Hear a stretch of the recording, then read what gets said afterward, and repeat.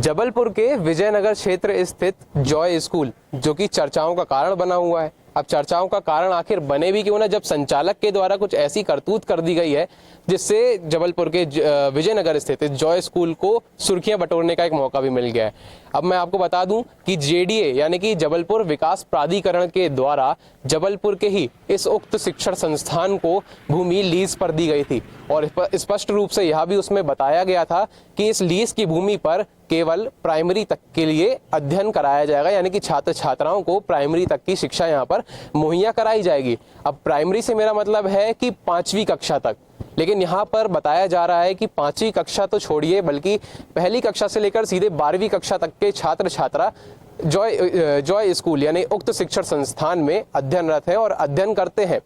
इसके अलावा यहाँ पर जो इस स्कूल के संचालक हैं उन्होंने एक ऐसी अभद्र टिप्पणी की थी जिसमें हिंदू सनातन धर्म के विरोध में उनके द्वारा कुछ ऐसे शब्द कहे गए थे जिनको मैं दोबारा दोहराऊंगा तो नहीं, लेकिन हाँ आपको नीचे डिस्क्रिप्शन बॉक्स में बता दूंगा लिख करके कि इनके द्वारा क्या कहा गया था। एक व्हाट्सएप पे दरअसल स्टेटस लगाया गया था अखिलेश मेमन के द्वारा, जो कि उक्त शिक्षण संस्थान जॉय स्कूल के संचालक है।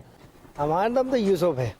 यूसुफ भैया जी। भैया कितने सालों से नौकरी कर रहे हैं यहाँ पे? सर यहाँ 2 महीने हुए अभी।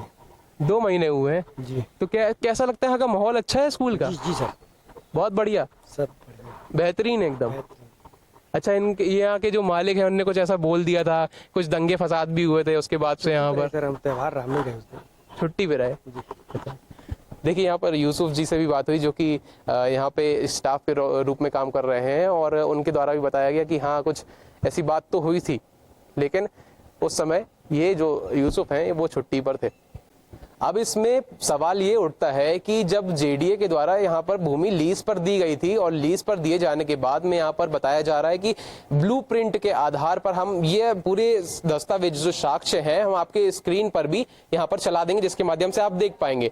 अब इसमें यह देखने के लिए मिल रहा है कि क्या जेडीए को इस बात की भनक नहीं थी या फिर भनक होते हुए भी जेडीए इस तरीके के जो कृत्य चल रहे हैं, काम चल रहे हैं, स्कूलों में 5वीं तक की जो कक्षा की अनुमति दी गई है लेकिन 12वीं तक के बच्चों को यहाँ पर पढ़ाया जा रहा है, फिर भी क्या जेडीए को पता होने के बाद में भी किसी प्रकार की कार्यवाही आखिर नहीं की जा रही है? तो इसका दोषी कौन होगा?